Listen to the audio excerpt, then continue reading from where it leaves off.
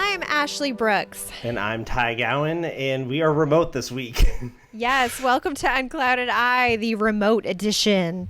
We are going to be remote both this week and next, and we're doing our best to make sure that the audio and video still looks good for you, but it's a little different than what we're used to. Totally my fault too, you guys. I've got COVID, so it's just trying to keep my co-host and our producer safe because it's still real, it's still out there, and it sucks. So we're just going to barrel through this week. It's so sad. Ty had to go on a business trip, and all he brought back was this lousy COVID. That's it. We went to Vegas with some of my coworkers, and I wanted to take back money, not viruses. But, you know, you can't win them all. Yeah, we take what we can get. I'm glad you made it back safely with a little COVID. A little extra friend. Yeah. Definitely. Oh, how are you feeling?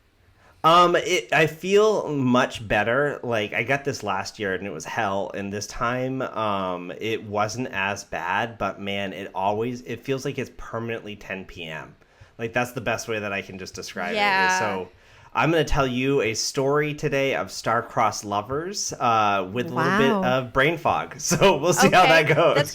That's like a very Neptunian energy. So yeah, we're gonna walk on the wild side today with everyone.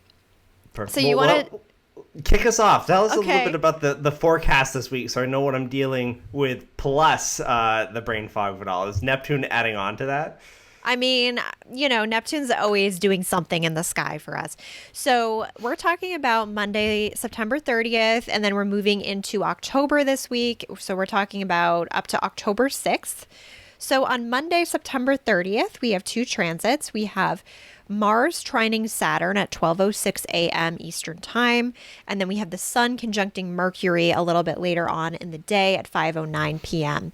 So with this transit, there's two transits, as I mentioned, but the Mars trine Saturn is really coloring the energy for the whole week for us. This is something we're going to be feeling throughout the week just because these planets, their contact just lasts a little longer. And this is a really great transit. It's good for getting stuff done, actually. So even though you do have COVID, you might be able to find that you can kind of barrel through it and somehow like call on energy reserves, like what we're doing now. What we're doing right now. Yeah, This is it. Absolutely. So this transit could be really helpful for that and for getting things done and tangible things too, like feeling like you can see progress and being able to take action that's going to bring measurable amounts of progress this week.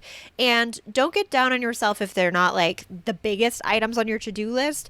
There's progress being made, even if it's small progress, you know? I made some sauce yesterday.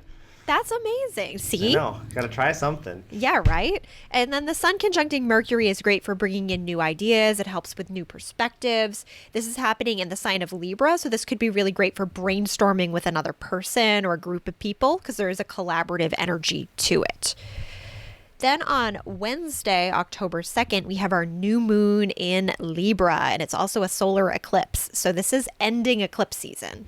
Okay, this is the last one. Yep, so we talked about the full moon / lunar eclipse last 2 episodes ago, I think. And this one is closing out eclipse season. So this is a really powerful transit. It's not a full solar eclipse this time. It's an annular solar eclipse. So what that means is that the moon isn't going to completely cover the sun. It's got what it's called a ring of fire. So you're going to be able to see the ring of fire of the sun around the moon. And unfortunately, we're not going to be able to see it this go round. We got that really great solar eclipse earlier this year, but this is going to be visible for those in parts of South America and the Pacific Islands. So they'll get a show of this. And very cool. Yeah, this is very great for new beginnings, especially new beginnings related to community and friendship and relationships. So we might find some people in our lives, maybe we're parting ways with, maybe we're realizing that there's certain people that are holding us back or that are keeping us kind of in a place we don't want to be in anymore. So there could be some major shifts coming up relationship-wise for us, really unfolding over the next month, but there could be some significant happenings on Wednesday that are kind of leading the way for that. So get ready for some relationship shifts, especially because this is also conjunct Black Moon Lilith. This new she's moon. in here. She's up in here, she's not always involved with what's going on with the planets proper, but this week she is. And yeah, that's going to add a little bit of intensity to it. There could be some, dramatic things happening, but the important thing is balance, right? Libra's all about balance. So find that balance and don't play into dramatics if you find them coming up. Balance that out with some peaceful approaches to these problems. Okay, then Friday, October 4th, we have Venus trining Saturn. Venus is currently in Scorpio, Saturn's in Pisces, so this is a lovely water trine. This is really great for, yeah, a water I like that. It brings me back to old school, like Ocarina of Time days with Zelda. You Yes. must explore the water or temple and find the water trine. A Yeah, beautiful water exactly. trine. I picture like a little triangle of like shimmering water. I found it, Ash. I found the water trine. Oh my God, you play a little Little medley on your ocarina, led you to it. Yeah, so this is great actually because this is good for building relationship foundations. So we have some relationships that might be, in turmoil, or, if you have great relationships in your life already, then that new moon's just going to solidify that for you. It's going to show you, wow, these are the people I can count on. These are my true friends. And then Friday, we're going to have Venus trining Saturn. So there's like commitments growing. We're going to maybe be working together with people, solidifying plans, maybe committing deeper to a partner, or booking something in the future with a friend, planning a trip, things like that are going to give us more of a solidified energy to our relationships. It's a heavy relationship-based week this week in the sky. Funny that you chose Which is crazy the that I theme. picked this topic. I know. What are the odds of that? It's almost like you knew, but You're I teaching didn't- me well. Yeah, exactly. You're picking up on the energy. So Sunday, October 6th, we have our last major transit for the week. We have Mercury squaring Mars. So Mercury is going to be at 17 degrees Libra. Mars is currently at 17 degrees Cancer. So as you might remember, the square is a tense aspect. So we have Mercury, the sign of communication, squaring Mars, which can create some anger. So there could be some anger coming up in communication. People could be more snappy, more impatient, a little bit harsh with their words. So just Call out to everyone at work. Everyone be gentle. yeah, Be real thankfully gentle. it's a Sunday, so maybe Oh, not all. that's right. Okay, maybe so not- people working on the weekends. Mhm. Yeah, people who are working on the weekends, or if you're at home with your family, everyone could be kind of like cooped up, cabin fevery. It's probably a good idea to maybe either do your own thing that day or to do something that's going to give everybody kind of their own thing to explore. So if you're going out together as a group, let people do their own thing. Like you don't Go have take to that try walk, to Yeah. Yeah, exactly. Get some space, get some air. Yeah, and don't feed the fire. This is a quick transit. We'll feel it throughout the day Sunday, but then it's pretty much dissolved by Monday. So just get through that Sunday and you'll be good to go. It's okay to hold your tongue, Exactly. Yeah. All right, so that's what I had for you for the forecast. A lot of relationship stuff, as you mentioned. Yeah, definitely. It's heavy relationship week. And one astronomy thing is happening as of the time. If people are listening to this on Monday when we release episodes, it's been 1 day since we've had our second moon, right? The mini moon, yeah. The mini moon, PT5 is its name, and it's going to be with us this month. Want to call out to that little scrappy moon out there spinning around us right now for a hitchhike around the sun. Yeah, so this is actually not the first time we've had this happen, but it's not like a super common event. I think it's the size of a school bus. Is that what you read? Yeah. Which to me, it's like, it kind of feels like almost like a media swing of like, oh, it's a second moon. And I'm thinking like, oh, well, kind of more like a Satellite? Satellite, yeah. Yeah. Cool, nonetheless, but like when I saw the line like Earth will capture second moon, I was really again thinking Legend of Zelda. Now, the moon in Majora's the moon Mask. one, Majora's Mask, yeah, That is the most terrifying thing. I feel like my anxiety started when I played that game. for sure. But did you beat it? I had to win. Like, Yeah, I mean, couldn't- I did. I can't. I would scream the whole way every time I looked up at the moon. I'd be like, "Oh God!" I'd be so mad, like when you had that one last thing to do, and you're watching that moon come down, and you got maybe 20 seconds to run over and give the chicken back, but you don't make it. Yeah, It's so frustrating, but it's really fun. You should play it if you haven't. Yeah. But the moon. So I did look up the astrological significance, and people are saying it's not really anything because we have satellites that are constantly circling the Earth. They don't really Hmm. add much to the astrological weather. So this isn't really either, but it's still a really cool event. And I'm glad you Totally. shouted it out for sure. PT5, next time you stop by, you got to try a little bit harder to get in the astrological forecast. We'll give you an Maybe honorable mention this time. maybe something will like form with it, like some other space debris. It'll get bigger and have more of a significant Like a pull. Katamari Damacy in the sky. Yeah, Yeah. exactly. Another fun game if you haven't played that one. My God, it's the COVID brain. I'm just this is what we're gonna be talking about right now. It's I just like love it. nostalgia facts because that's what I can hold on to. That's perfect. You're doing great, actually. I wouldn't have known. Well, it's not even my section yet, so we're about to see if that test holds true, right? Because All we right. are jumping into our topic this week, which is going to be star-crossed lovers.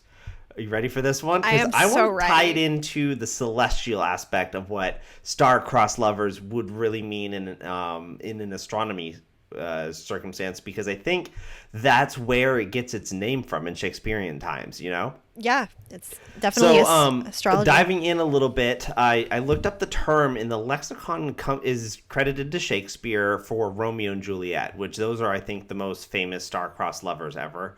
Also, just with the COVID, I want to call out that like I took copious notes, so if you see me looking away from you, Ash, I'm trying to recenter myself, okay, on You're the fine. story. You're fine. Cool, thank you. Anyway, so that term comes from Shakespeare, and it's a trope that goes back further than Shakespeare, though, which I was kind of surprised at when I was doing my research. But then it was totally obvious when you look back at like Lancelot and Guinevere. You know, like that's a story of star-crossed lovers from the Arthurian times. But then you also go back to Rome, and you have Venus and Adonis fell in love. Like that was a god and basically a demigod who could not be together. But the article I was reading is really interesting. It went back to Babylonian times even. And one of the first stories of star-crossed lovers is a story about Pyramus and Thisbe. And Oh, it's almost an exact copy of Romeo and Juliet. So it's thought that maybe Shakespeare pulled that inspiration from this original Babylonian story. that makes So sense. Yeah, I thought that was pretty cool, right? that is really cool. So the difference is that it seems all of these different stories have one thing in common to make that phrase real for them, and it's the ability to love but the inability to connect on that love, and that is kind of what shapes that in a story mode. And for like people who aren't like hot on Lancelot and Guinevere, I gave some more contemporary references to what a star-crossed lover might be in current times. And so I think a really good pairing of star-crossed would be Jack and Ennis from Brokeback Mountain. Oh um, yeah, like they were in love, but it was the time the period time and who they period wouldn't were in let them their be, lives. So sad. Then Limu Bai and Shu Len from Crouching Tiger, Hidden Dragon. Oh Their wow. honor would not allow those two houses to come together. I love that movie, so I definitely want to put it in there. Yeah. But you're gonna love this one because I think it's like it's the best of all time. It's my favorite, but Buffy and Angel, like that's Oh star-crossed. my Like, God. you know, like when you start to My think about that preteen stuff. heart still breaks Exactly. for them. Could never be together because one is food to another, you know? Bella and Edward could never. No, they can't even hold a torch to what No. Buffy and Angel set Oh up my for God. us. So tragic. So the parallels between all of these, what Shakespeare would put together is that the planets and celestial forces at plays for all of these couples are what is actually preventing the two from being together in the end. So I just had a couple questions for you about this topic that I wanted to run by. So Ash, what combination of forces do you think would be at play to cause a couple to fall in love but prevent them from being together, like in the Shakespearean sense that they were alluding to?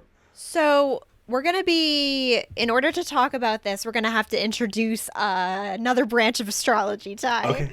So, Hit me up right now. so synastry, okay? So Okay. when you're looking at how people relate to one another, you're looking at like compatibility astrologically. Like, sure, you can just look at the sun signs, like, okay, like, do they get along? But there's so much more to it than that. I'm sure you've met a bunch of Tauruses you liked and some that you couldn't get along with. So there's definitely more layers to it.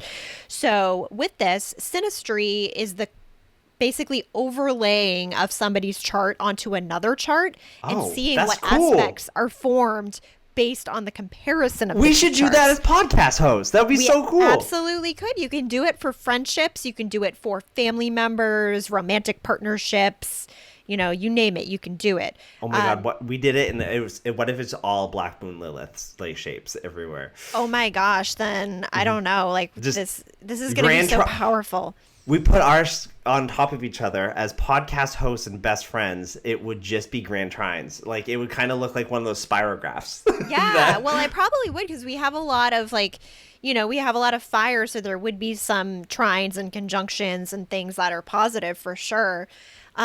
So to answer your question, hard aspects to Venus. So like squares, like if something's forming a square to somebody's Venus, that could produce some issues.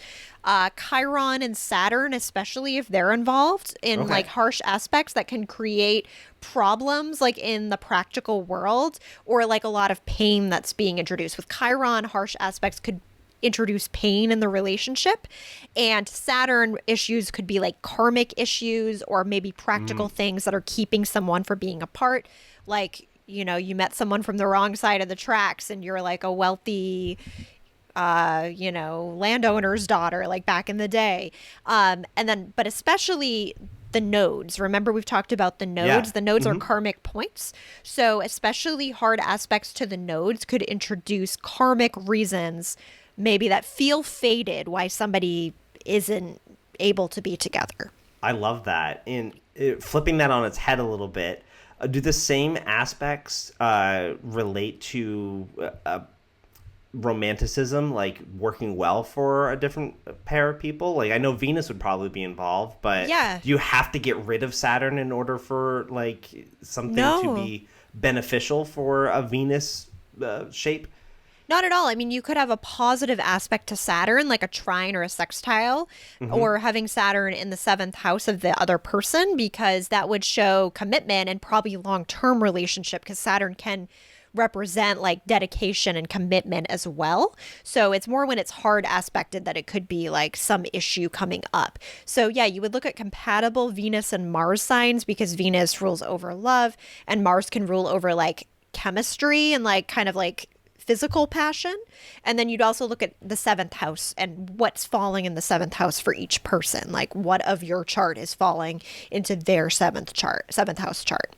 That's so cool. And in depth, I think one of the things I like best about doing this podcast with you, Ash, is that there's like tons of astrological stuff out there that you can get, but you put a really great extra spin of detailed, in-depth information Thanks. to take it another level. But I'm going to bubble it back up for maybe some new listeners type of thing. Yeah. What are some like really easy pairings that might have a tendency to conflict in a star chart? Maybe even looking at sun signs, Yeah. So specifically, like sun signs is the most general for sure. And you can look at that. So you will definitely get along best with people within your element. So we can leave it at that. And you could also look at your Venus, your Mercury, and your Mars. And the more that are aligned with what I'm about to say, the better. If there's like harsher aspects in one or two of those, then that could introduce some conflict.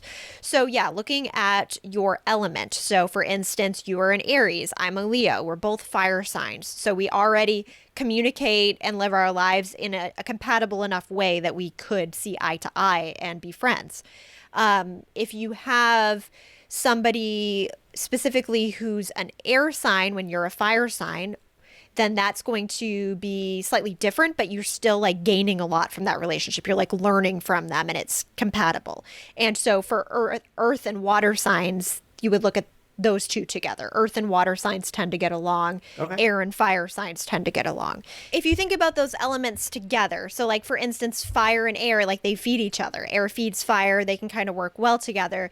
But if you put too much water on fire, then that's going to put out the fire. It's going to make the water bubbly. So just kind of thinking on a baseline about the way that the elements interact, that's a very basic way of looking at it. There's much more nuanced ways, but if you're a beginner, that's a really great way to do it. So just remember, fire and air tend to be compatible. Water and earth tend to be compatible. And that doesn't mean there's lovely pairings of people that should be incompatible. It just means that they're willing to put in the work. That's the biggest thing. And I to like be that. like, there's obstacles, we're going to face them together. I love that. I love it. Well, thank you, Ash. That was cool. Yeah, you're welcome. Took it up the high level. You ready to dive into the mystery person this week? Yes. Okay, so what I have for you for star-crossed lovers, I have October 1st, 1910, Rowena, Texas, and I don't have a time for you. Okay. So let me pull up this chart. Now, this person is a Libra sun, as we know. They are a Capricorn moon, and we don't know the time, so we're going to ignore the houses for this particular one. So this is interesting because let's see, their sun is in... Sorry, I'm just trying to locate that sun. Okay, so yeah, their sun is conjunct their Mars. So we're seeing a lot of energy here. A lot of energy toward relationships is being put out by this person. They are somebody who is naturally very magnetic and has a lot of physical energy at their disposal. Okay. Probably known for that, or at least like that's a big part of who they are. Spunky.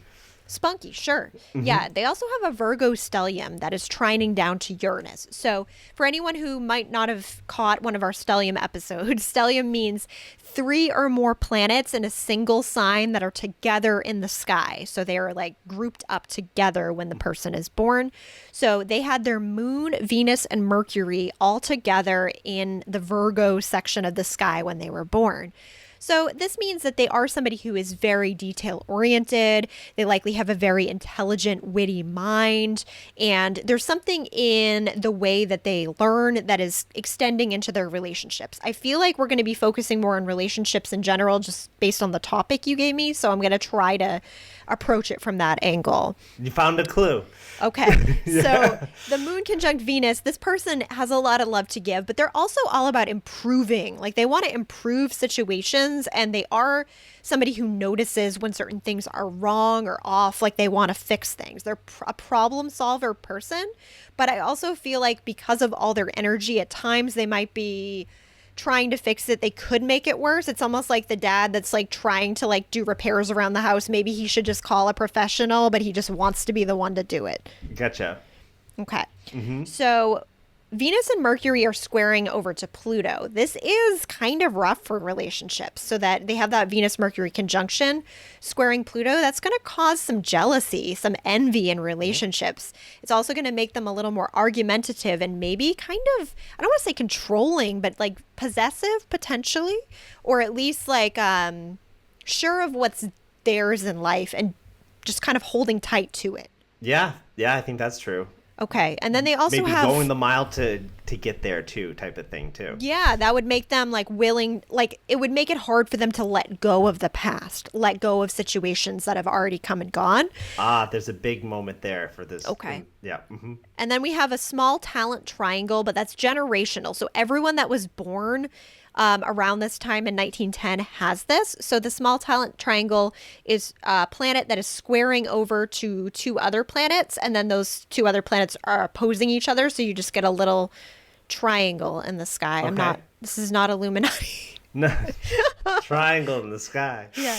So Neptune and Uranus are opposing each other, and then you've got Jupiter that they're both squaring. So this is more of a generational thing, but it is significant because Jupiter's in Libra for them. So their relationships do take on a faded quality for sure. Okay.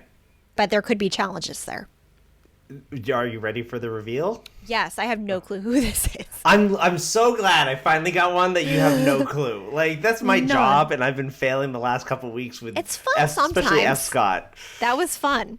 That was a riot. Well, you just did the natal chart for Barney Parker, half of the famous star-crossed love couple, Bonnie and Clyde. So, Oh my God. I am so excited to share this story with you. One of the things that really kind of shocked me about this was reading online that they weren't really heroes to gloat about. They were actually really nasty people. So I'm going to get into some of the romanticism and some of the actuality here in just a minute. But diving back down into when they met, it was in 1930. The pair soon rained terror upon the Midwest. They're known for robbing banks, small businesses, and even murdering people that got in their way, until they were ambushed by law enforcement on May 23rd, 1934. And that's grisly. So again, stop me if you hear something like that pops up in the chart that I'm not calling out specifically, okay? Yeah, for sure. So she really wasn't always on this crime path, though. She was just 4 years old when her father passed away, and it kind of left her, her mother, and her two siblings impoverished. So they had to move in with Bonnie's grandparents. And at that time in her life, she really started to excel at school. She loved attention, and she began writing poetry. She's often quoted as saying that she wanted to be an actress when she grew up. And when you see some of these pictures of Bonnie, like, posing with guns and stuff like that, you can almost kind of see that aspect theatrical. to her. Yeah, Yeah, exactly. Sure. So at school, she falls in love with a classmate named Roy Thornton. And this, I think, came up in the reading a little bit of being unable to let go of past things that happen. They get married at 16. She gets his name tattooed on her right thigh because she's a hopeless romantic. But it turns out that he's awful. So he's abusive. He gets imprisoned for 5 years. And as soon as he's in prison, Bonnie leaves. She moves back in with her grandmother, but she never gets divorced and she never takes her wedding ring off. Like when she's killed by the FBI, she's still wearing her husband's ring. I think that that's kind of interesting based on how much love she has for Clyde. Yeah, Black Moon Lilith conjunct the South Node. That would make you like, there's a lot of like rebellion, but there's also this attachment to what has come before. Like there's like a nostalgia factor, of like, this is what made me me. And so I'm always going to claim it.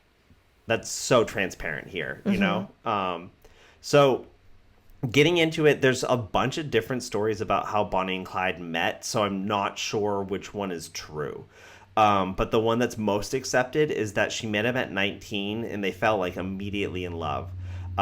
Which is kind of where the whole idea for the star-crossed lover thing came into my mind, because when they also fell in love, they also fell in love with crime almost immediately. Was he already a criminal?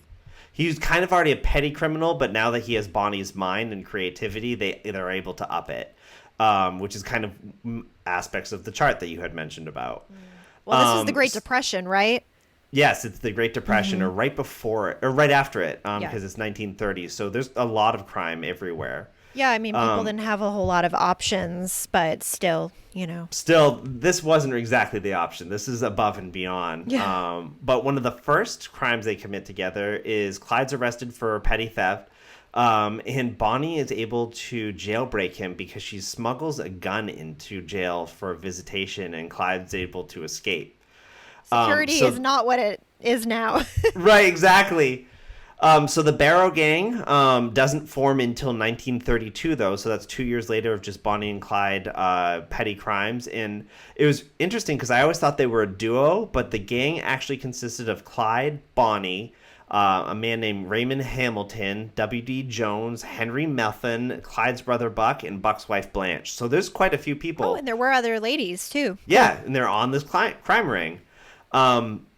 When they go out as the official Barrow Gang, Bonnie is immediately captured in a failed bank robbery, and she serves 2 months in prison where she writes poetry about her love for Clyde. Of course. But the court's unable to convict Bonnie because she lies through her teeth in saying that Clyde and the gang kidnapped her and forced her to do those things. So she gets released and then really elevates the crime spree. I'm going to take you through a few highlights or lowlights, depending on how you look at that. But in 1932, the gang is blamed for their first murders, a set of 4 on failed robbery. March 23 of the same year, they rob an oil company, and then a month later accidentally kill another man in a robbery who doesn't allow them to pass. But they don't slow down, and they immediately after rob a bookkeeper of a small business. So like they're just bam, bam, bam. They're not... There's no method to their madness. They're just there and they're going to get the money. 1933, so about a year later, another big one where Deputy Sheriff Malcolm Davis is fatally wounded in a shootout with the gang. And then April of that same year, 2 more officers are killed in a shootout. So like the FBI is really getting wind of these people as a threat. And then things change on June 10th, 1933, when Bonnie is in a car accident where battery acid leaks onto her leg, and it cripples her. Has to be carried from then on out, and so the crimes kind of seem like they go manic because Bonnie is in jeopardy here. That's So wild. the 2-year crime spree amounts to, I think, 23 different robberies and a handful of murders within those. Again, the facts that I was looking at were kind of despondent between counts, but like that's a lot anyways. However, the beginning of the end comes for the couple on April 16th, 1934.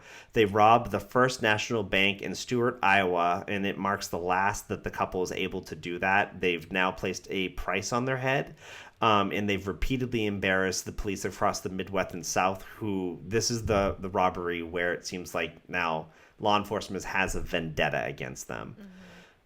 So on May 23rd, the 6 Texas lawmen ambushed Bonnie and Clyde on a road as they approached in their car.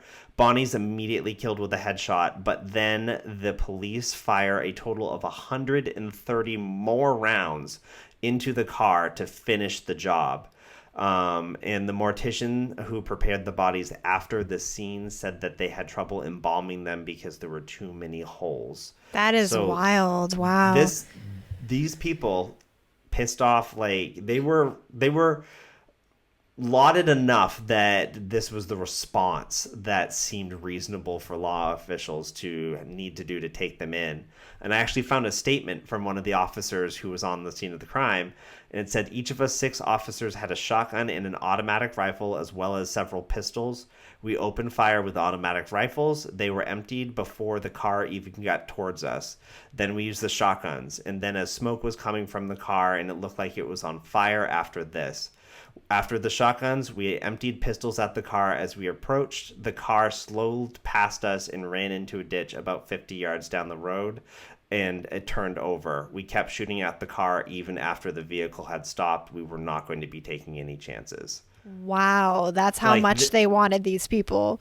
It's extreme, but here we go with the romanticism, right? Bonnie and Clyde were folk heroes of the time. And it said that Bonnie Parker had more than 20,000 people show up to her funeral. So her name kind of continues to live on in infamy to this day because of that, maybe that star-crossed lover / romanticism of early crime type of thing. If he were just like Clyde on his own, I wonder if he would have had the same legacy. Like the fact that the two of them together, like there is this kind of larger than life story there. Yeah, I agree. And I think that you really hit up the rock or the nail on the head. Thank you. With that one, because Clyde's epitaph on his gravestone says "gone but not forgotten," and I think that that's very true. But I also would give Bonnie a lot of that credit. Oh, absolutely. That's interesting that she wrote poetry too. I mean, yeah, definitely like a poetic, romantic soul, but also a lot of sass. A lot of sass, a lot of violence. She was ready to go. And smart, clever. Clever too. Yep. All right, that was awesome, Ty. That was a great one. I love that. It's perfect for Libra season, which is all about, relationships and two sides of the scale, Yeah. Well, thank you for listening, Ash. I hope me reading mostly notes this time wasn't so bad, but it was perfect. That's the story of Bonnie and Clyde. Awesome. Thank you, Ty, and thank you all for listening. We're going to have one more episode like this from remote viewing, but thank you all for joining us, and we'll see you next time. Unclouded Eye stars Ashley Brooks and Ty Gowan. It's produced and directed by Nick Nordfors. Music is by Ashley Jane Cecilia and Jay Karen. Our community manager is Aaron Cross. Our art is by Dawn Aquarius. Unclouded Eye is presented by Haunt Me. Follow Unclouded Eye at Unclouded Eye on Instagram and TikTok, or on Patreon at unclouded_eye.